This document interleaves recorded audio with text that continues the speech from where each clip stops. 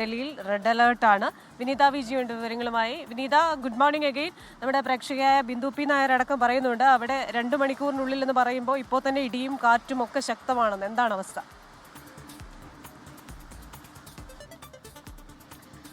ക്രിസ്ത്യന പുലർച്ചെ ഏതാണ്ട് 5 മണിയോടുകൂടി രാജ്യതലസ്ഥാനത്ത് ആരംഭിച്ച മഴയാണ്. ഡൽഹിയെ സംബന്ധിച്ചിടത്തോളം ഒരു വലിയ ചൂടുകാലത്തിലേക്ക് നഗരം കടക്കുന്നതാണ് നമുക്ക് കാണാൻ കഴിഞ്ഞിട്ടുണ്ടായിരുന്നത്. അങ്ങനെയുള്ള ഒരു ബുദ്ധിമുട്ടുകൾക്കിടയിൽ പെയ്തൊരു മഴയാണ്. പക്ഷേ ഈ മഴ ഒരല്പം ആശങ്കപ്പെടുത്തുന്നുണ്ടോ എന്ന് ചോദിച്ചാൽ ആശങ്കപ്പെടുത്തുന്നുണ്ട്. കാരണം ശക്തമായിട്ടുള്ള മഴയാണ്. നഗരമേഖലകളടക്കം ഞാനിപ്പോൾ നിൽക്കുന്ന മേഖലയിലൊക്കെ കാണാം, നമുക്ക് മഴ ഇങ്ങനെ പെയ്യുന്നുണ്ട്. ഒപ്പം തന്നെ റോഡിലൊക്കെ ചെറിയ രീതിയിലുള്ള വെള്ളക്കെട്ടൊക്കെ ഇതിനോടകം തന്നെ രൂപപ്പെട്ടിട്ടുമുണ്ട്. അതുകൊണ്ട് തന്നെ ഇന്ന് വെള്ളിയാഴ്ചയാണ്. സ്കൂളുകളിലേക്കും കോളേജുകളിലേക്കൊക്കെ പോകേണ്ട വിദ്യാർത്ഥികൾ അല്ലെങ്കിൽ അത്യാവശ്യമായി ഓഫീസുകളിലേക്കൊക്കെ പോകേണ്ട ആളുകളൊക്കെ ഉണ്ട്. ഇവർക്കൊക്കെ ഒരു ബുദ്ധിമുട്ടിലേക്ക് അടക്കം പോകാനുള്ള ഒരു സാധ്യത നിലവിലുണ്ട്. നമുക്ക് ഈ കാണാൻ കഴിയുന്ന പോലെ തന്നെ നഗരമേഖലകളിലൊക്കെ ചെറിയ വെള്ളക്കെട്ടുകളൊക്കെ തന്നെ രൂപപ്പെട്ടിട്ടുണ്ട്.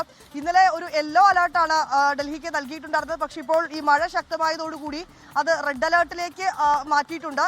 റെഡ് അലേർട്ടാണ് ഇപ്പോൾ, ജാഗ്രതാ നിർദ്ദേശമാണ് നൽകിയിരിക്കുന്നത്. അടുത്ത 2 മണിക്കൂറിനുള്ളിൽ ശക്തമായിട്ടുള്ള മഴയുണ്ടാകും എന്നുള്ളത് തന്നെയാണ് കേന്ദ്ര കാലാവസ്ഥാ വകുപ്പിൽ നിന്ന് ലഭ്യമായിരിക്കുന്ന നിർദ്ദേശം. ഒപ്പം തന്നെ ശക്തമായിട്ടുള്ള കാറ്റിനും ഒപ്പം ഇടിമിന്നലിനും സാധ്യതയുണ്ടെന്നും അറിയാൻ കഴിയുന്നുണ്ട്. ഈ നഗരമേഖലകളിലേക്കൊക്കെ ഈ മഴ കടുക്കുമ്പോൾ അത് ഈ വാഹനഗതാഗതത്തെയും യാത്രക്കാരെയും ഒക്കെ ബാധിക്കാനുള്ള സാധ്യതയുണ്ട്. അതുകൊണ്ട് തന്നെ ഫ്ലൈറ്റുകൾ ഒക്കെ ഒരു ഡിലേ ഉണ്ടാവാനുള്ളൊരു സാധ്യതയുണ്ട്. എയർപോർട്ടിലേക്കൊക്കെ പോകുന്നവർ കൃത്യമായ സമയത്ത് എത്തണം. അതുമായി സംബന്ധിച്ചുകൊണ്ട് നേരത്തെ തന്നെ ഇറങ്ങണം എന്നൊക്കെയുള്ള ഒരു നിർദ്ദേശം കൂടി ഇപ്പോൾ എയർപോർട്ട് അധികൃതരൊക്കെ നൽകുകയാണ്. ഏതാണെങ്കിലും അടുത്ത 2 മണിക്കൂറിനുള്ളിൽ മഴ കൂടുതൽ ശക്തമാകുമെന്ന് തന്നെയാണ് നമുക്കിപ്പോൾ ലഭ്യമാവുന്ന റിപ്പോർട്ടുകൾ.